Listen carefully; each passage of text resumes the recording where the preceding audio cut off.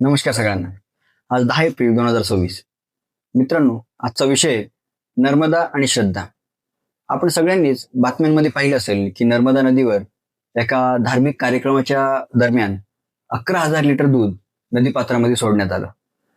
तर मग हा विषय नक्की काय, की आपण हा असं का करतात लोक, किंवा यामागची पार्श्वभूमी काय, या सगळ्या गोष्टी आपण जाणून घेणार आहोत. तर ह्या सगळ्या गोष्टींची सुरुवात होते ती मध्य प्रदेशातील सिहोर जिल्ह्यात सातदेव गावाजवळ एक पाताळेश्वर महादेव नावाचं मंदिर आहे. या मंदिरात 21 दिवसांचं अनुष्ठान होतं आणि या अनुष्ठानाचा शेवटचा दिवस म्हणजे 9 एप्रिल 2026. आणि याच दिवशी तिथल्या आयोजकांनी ठरवलं की या दिवशी जवळच असलेल्या नर्मदा नदीमध्ये नर्मदा नदीची पूजा करूया, तिचं अभिषेक करूया. म्हणून त्यांनी 11,000 लिटर दूध असलेला एक टँकर मागवला आणि ते दूध नदीपात्रात सोडून त्यांनी त्या नर्मदा नदीची पूजा केली, अभिषेक केला. आणि त्यांनी असं सांगितलं की हे करून आम्ही नर्मदा नदीला शुद्ध केलं. मित्रांनो, मी श्रद्धेची आड नाही, पण मग श्रद्धेला जर विवेकाची जोड नसेल तर काय होतं, तर ते हे ह्या व्हिडिओतून दिसतं. तर मग हे सगळं तुमची पूजा झाली, अर्चा झाली, पण मग पुढं काय? तर पुढं असं होईल. यावर पर्यावरण तज्ज्ञ असं म्हणतात की नर्मदा नदीमध्ये किंवा कोणत्याही नदीपात्रात एवढ्या मोठ्या प्रमाणात जर तुम्ही सेंद्रिय पदार्थ टाकलं, जे की 11,000 लिटर दूध आहे, तर त्यामुळं या नदीपात्रातील जे ऑक्सिजनचं प्रमाण आहे ते कमी होईल. आणि या नदीपात्रातील जर ऑक्सिजन कमी झालं तर त्या ऑक्सिजनवर जे अवलंबून असलेले जीव असतील, त्यात मासे असतील किंवा इतर जलचर असतील, हे सगळे जलचर मरून जातील. पुढं नर्मदा नदीचं पाणी प्रदूषित होईल आणि या पाण्यावर जे अवलंबून असणारे लोक आहेत त्यांच्या घरात हे दूषित पाणी येईल आणि त्यांच्या आरोग्यावर परिणाम होईल.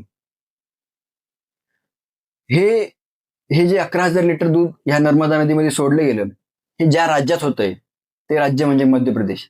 आणि याच मध्य प्रदेशमध्ये आज घडीला जवळपास 10 लाखांहून अधिक मुलं कुपोषित आहेत. म्हणजे हा विरोधाभास आहे.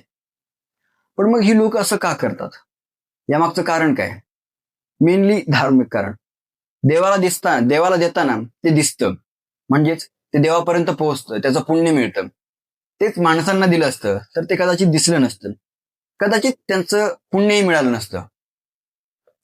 ज्यावेळी तुम्ही 11,000 लिटर दूध नर्मदा नदीमध्ये सोडत असत, त्याच्या बातम्या होतात, त्याचे फोटो होतात, ड्रोनद्वारे शूटिंग होतं, ह्या गोष्टी जनसामान्यांमध्ये बोलल्या जातात. पण मग त्याच वेळी एखाद्या सरकारी शाळेत भातात अळ्या निघत असतील किंवा दुधाच्या नावावर पांढरं पाणी दिलं जात असेल, तर ह्या गोष्टींच्या बातम्या होणार नाहीत किंवा या बातम्यांना पहिल्या पानावर स्थानही मिळत नाही. मित्रांनो, ह्या गोष्टी काही फक्त भारतात होत नाहीत, जगभरात ह्या गोष्टी होतात.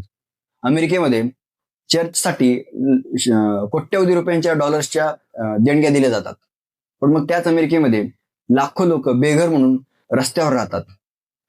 नेपाळमध्ये पशुपतीनाथाच्या मंदिराला सोन्याचं छत्र आहे, पण मग त्याच मंदिराच्या बाहेर भिकारी पण आहे. सौदी अरबमध्ये हज यात्रेत लाखो जनावरांची कत्तल केली जाते आणि या जनावरांचं मांस ते खूप मोठ्या प्रमाणात वाया पण जातं. तर मग ह्या गोष्टी जगभरात सगळीकडे होतात. पण मित्रांनो, आपण लक्षात ठेवलं पाहिजे की उपनिषदांमध्ये सांगितलंय की अन्न हे पूर्ण ब्रह्म, तसंच नरसेवा हीच नारायण सेवा.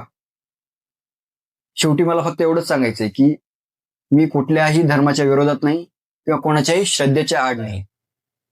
फक्त श्रद्धेच्या आड पण मग श्रद्धेच्या आडून करण्यात येणाऱ्या या सगळ्या विवेकशून्य गोष्टींना मात्र माझा विरोध असणार आहे. धन्यवाद. हा व्हिडिओ कसा वाटला नक्की कळवा. तुमचे काही कमेंट्स असतील तेही कळवा. व्हिडिओ आवडला असेल तर लाईक करा, शेअर करा, सबस्क्राईब करा. भेटूया पुढच्या व्हिडिओत. तोपर्यंत नमस्कार.